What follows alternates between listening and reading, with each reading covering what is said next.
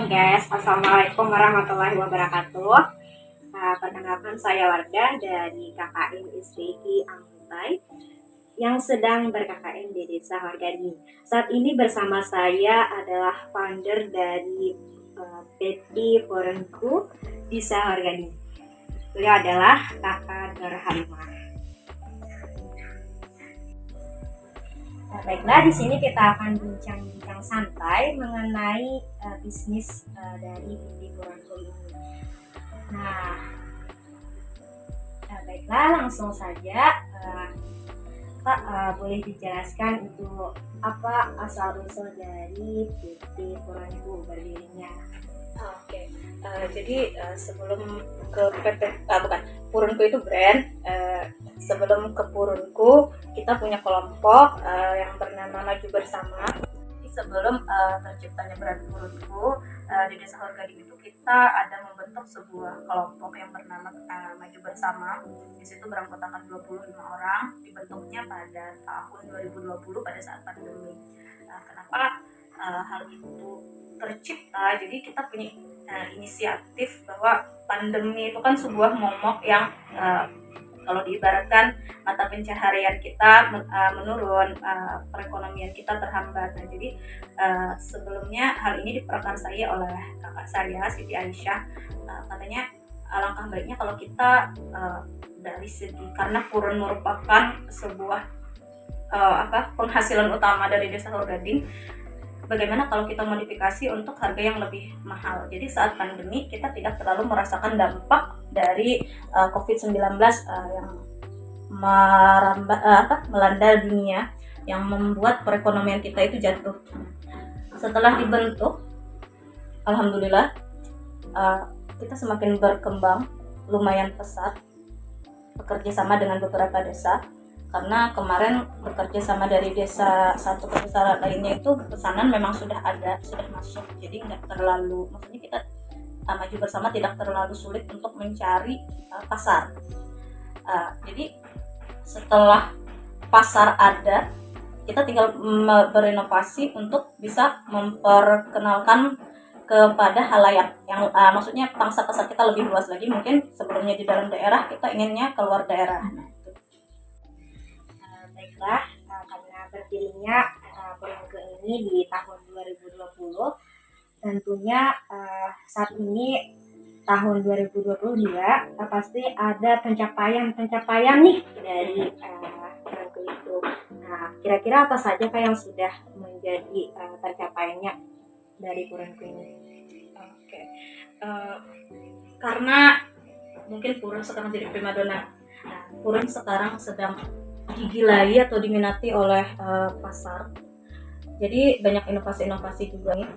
Karena kalau Maju Bersama semakin dikenal, kami berinisiatif untuk membuat sebuah brand. Sebelumnya tidak ada brand, dikasih nama Porenku. Semua, jadi produk-produk Porenku itu semua sudah pakai HKI, hak karya intelektual. Kita juga sudah punya izin notaris dan lain sebagainya. Karena dengan adanya surat-surat ini, kita bisa masuk ke acara-acara yang diadakan oleh kementerian seperti misalkan Kemenparekraf.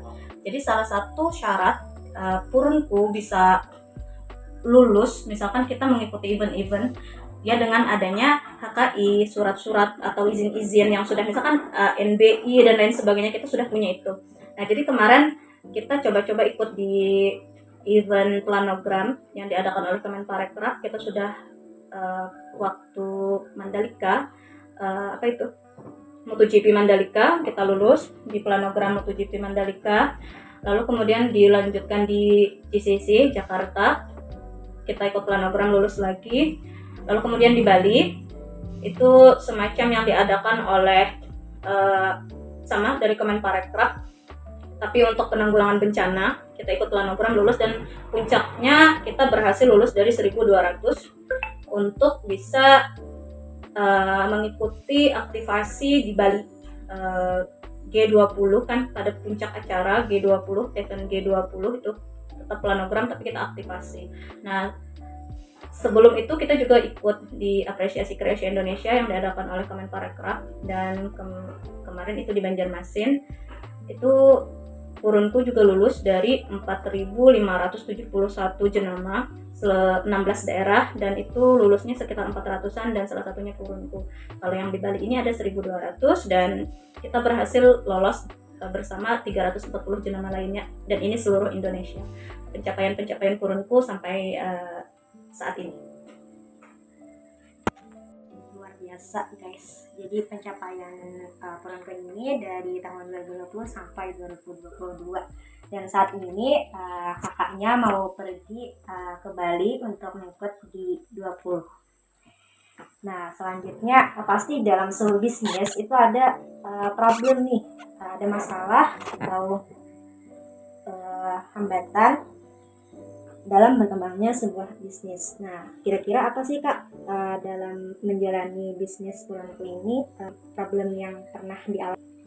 Pasti apalagi kita merintis dari nol, kita tidak punya privilege, misalkan semuanya memang murni dari nol. Dibentuknya kelompok maju bersama itu kita setelah diberi pelatihan 2 kali, 2020 sama 2021, kita 0 rupiah. Pas kita itu 0 rupiah, kita tidak punya sedikit pun modal untuk itu.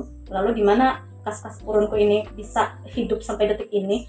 Jadi setiap penjualan itu kita potong 20% untuk kas. Di sana kita menghidupi anggota kita. Misalkan semua kebutuhan kelompok, mulai dari pewarna purun, mulai dari tali-tali purun, dari eceng gondok, semua bahan alat yang menunjang produk kita dari penjualan kita. Dan apa hambatan utama pasti modal. Itu setiap kali di event-event ketika saya bertemu dengan menteri, misalkan dengan dinas-dinas di luar daerah, bagaimana caranya purunku bisa mendapatkan modal untuk membesarkan supaya misalkan kita masih kurang alat. Nah, purunku itu masih sangat kekurangan, keterbatasan penunjang alat-alat, misalkan mesin jahit dan lain sebagainya, itu semuanya terbatas, modalnya memang terbatas. Jadi hambatan kita adalah pasar kita besar, tapi memenuhi pasar ini kita terbatas. Misalkan ada pesanan menggunakan kain sintetis dan lain sebagainya, sementara kita mesin jahitnya masih tidak punya. Penunjang untuk produk dari purunku itu sangat minim.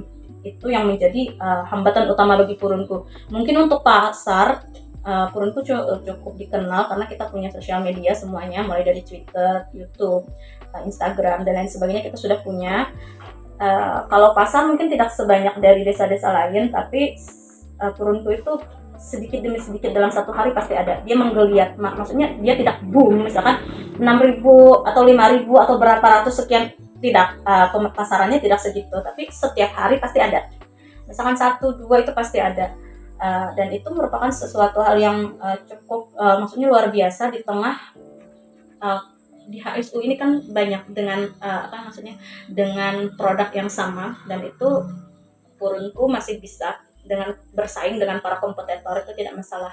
Nah, tapi masalahnya kami, kalau misalkan pasar mungkin itu sudah ada, langganan kita sudah ada, meskipun tidak sebanyak desa-desa lain, tapi itu merupakan sebuah pencapaian untuk yang dikatakan Kemenparekraf. Purunku itu masih baby merah. Kami ini masih bayi merah yang baru menetas kalau diperbahasakan, tapi kita sudah mencapai itu, cukup merupakan sebuah pencapaian yang luar biasa. Tapi yang keterbatasannya adalah modal kami masih kurang, sehingga untuk menunjang produktivitas, kreativitas supaya lebih besar lagi itu masih sangat terbatas. Dan mungkin harapannya kita bisa disupport dari dinas-dinas terkait untuk kemajuan dari purunku. Dari sumber daya manusianya Kak, itu apakah memiliki problem juga? Itu kan dari segi modalnya dari tadi. Benar-benar kita 25 orang kan anggota, dan manusia itu kalau kita samaratakan tidak mungkin. Jadi ada yang cepat nangkap, ada yang tidak. 25 orang tidak semuanya bisa. 2 kali pelatihan tidak semuanya menguasai, hanya beberapa. Kalau 50% masih kebanyakan, taruh saja misalkan 30% yang menguasai. Sumber daya manusia kita masih sangat terbatas. Maksudnya skill sumber daya manusia kita masih sangat terbatas. Dari 25 orang, mungkin yang menguasai cuma 5. Tapi 5 ini sudah bisa memenuhi target pasarnya, sudah bisa 5. itu tidak masalah, tidak menjadi sesuatu momok yang maksudnya problem yang besar atau ditakuti oleh saya sebagai pengurus, itu tidak masalah karena kita masih bisa memberdayakan dari misalkan desa lain, masih bisa. Tapi karena 25 orang ini tidak semua menguasai dan memang kita masih sangat terbatas dalam pelatihan. Di desa lain mungkin ada yang sudah 11 kali, 15 kali pelatihan selama kelompok itu berdiri, sedangkan Haur Gading itu baru 2 kali pelatihan. Jadi selebihnya pelatihan 2 kali itu hanya beberapa produk yang diajarkan. Selebihnya dari mana? Nah, alhamdulillah pengrajin kami begitu bersemangat, memiliki keinginan yang kuat untuk meningkatkan perekonomiannya, sehingga beliau secara mandiri mempelajari berbagai macam produk secara otodidak. Nah, jadi kita tentu ingin pelatihan-pelatihan itu akan ada setiap tahunnya. Bahkan kalau di desa lain dalam 1 tahun itu 2 kali. Nah, dari Haur Gading dari 2021 2020 mandek, tapi insya Allah dari 2022 akhir kita akan pelatihan. Tapi tetap keterbatasan kita adalah di penunjang, alat-alatnya seperti mesin dan lain sebagainya itu masih sangat minim. Karena strategi marketing yang pernah dilakukan dari Purunku ini, kan saat ini Indonesia, pemerintah Indonesia itu membumingkan yang namanya ekonomi hijau atau yang disebut dengan green economy digital. Nah, kira-kira strategi marketing dari Purunku apakah sudah bisa mendukung ekonomi penghijauan ekonomi di era digital saat ini? Oke, jadi mungkin salah satu event planogram yang diadakan di G20 Bali ini salah satunya itu tujuannya tadi itu kan. Jadi kami Purunku itu mengusung non plastik. Nah, hidup kami itu non plastik ya gitu. Segala sesuatu itu mulai dari kegiatan keseharian kita sampai kita misalkan mau kerja, itu produk-produk kami semuanya dari Purun. Jadi kita tidak menggunakan lagi plastik. Karena kan ada pemerintah membuat program anti plastik untuk mengurangi sampah plastik. Misalkan jadi kita mendemokan itu ke minimarket, ke supermarket untuk mengganti kantong plastik dengan bahan dari Purun. Misalkan kayak shopper bag kita promosikan, dan juga mungkin salah satu juga kami bisa lulus dari planogram ini, mutu kami adalah untuk tidak lagi menggunakan plastik, semuanya serba alami, natural, dari alam. Karena Purun itu kan mudah memuai, dia akan kembali ke tanah, menyatu dengan tanah. Mungkin kalau misalkan di supermarket, kalau kita menggunakan tas dari kain, itu akan menjadi sampah lagi. Maksudnya itu akan jadi limbah kain lagi. Tidak bisa mungkin bisa didaur ulang, tapi itu akan menyebabkan tumpukan sampah kain. Jadi kami kalau Purun itu dia akan memuai. Jadi salah satunya adalah kami setiap kali dalam portofolio kami akan menyampaikan bahwa Purunku ingin membantu pemerintah dalam program mengurangi sampah plastik. Salah satunya adalah dengan memasukkan produk-produk berbahan anyaman Purun ke swalayan, supermarket, minimarket, yang mulai dari situ kita mengurangi dengan penggunaan plastik, sampah plastik.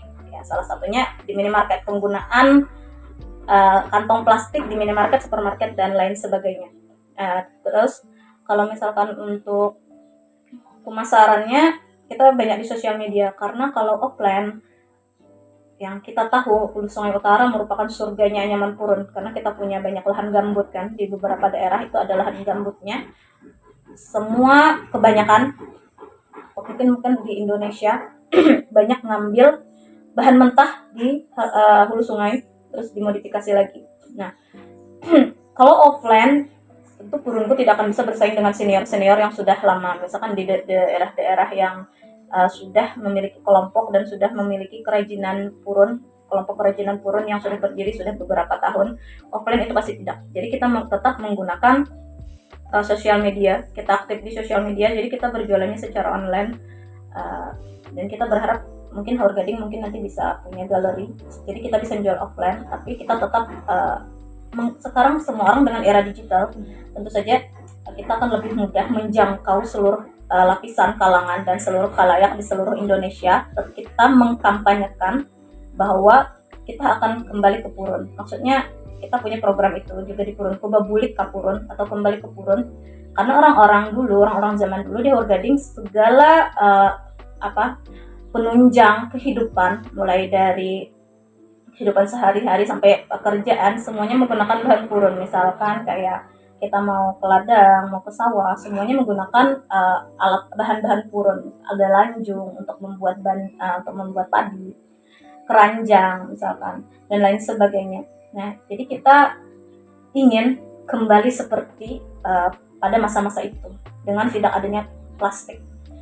Tentu saja tadi kampanye kami adalah mutu purunku adalah untuk tetap menggunakan purun dan non plastik.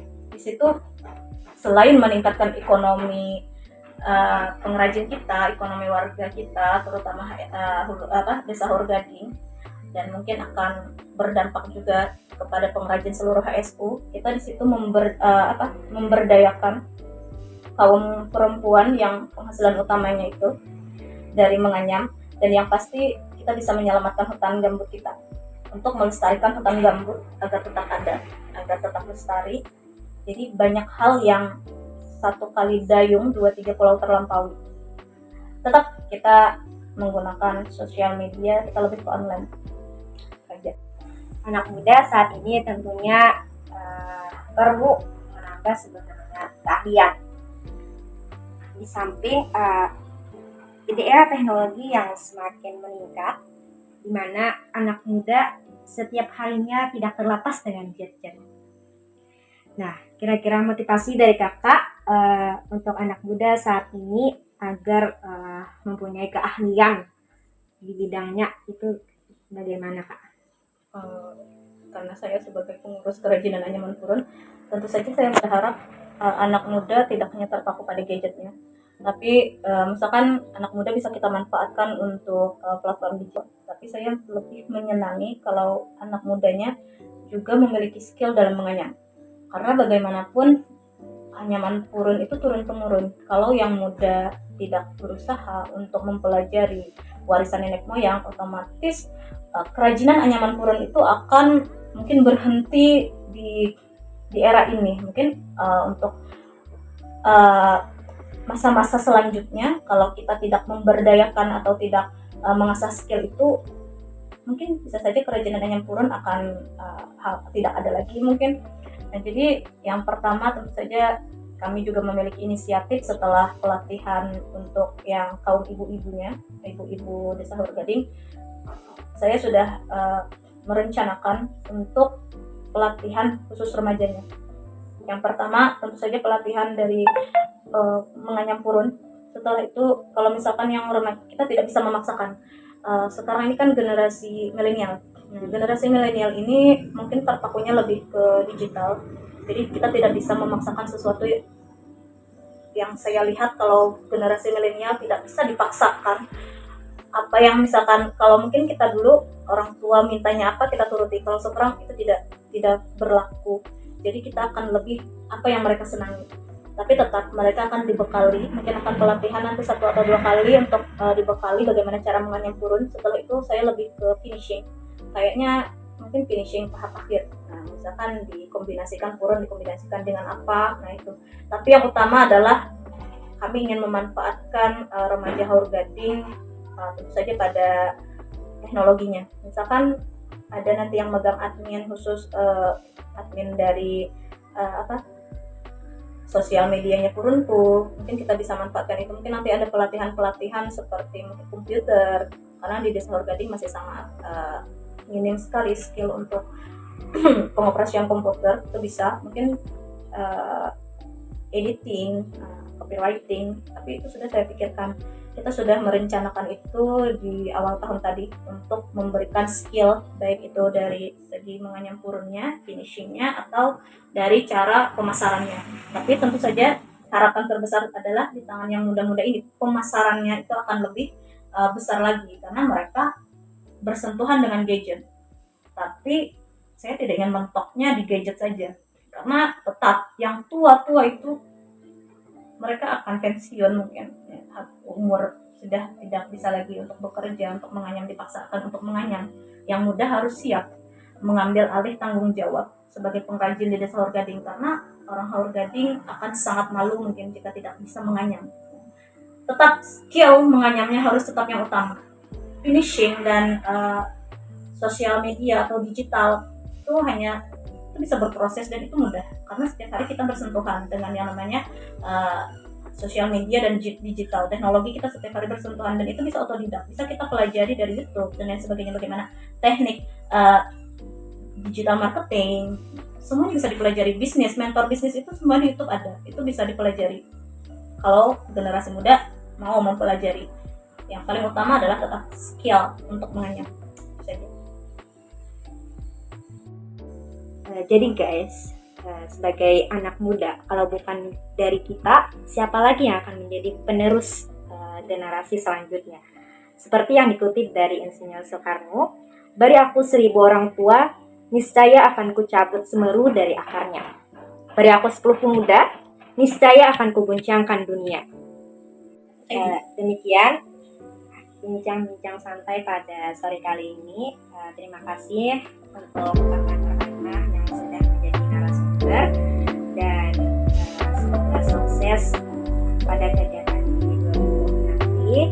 Semoga lancar perjalanannya. Terima kasih guys. Wassalamualaikum warahmatullahi wabarakatuh.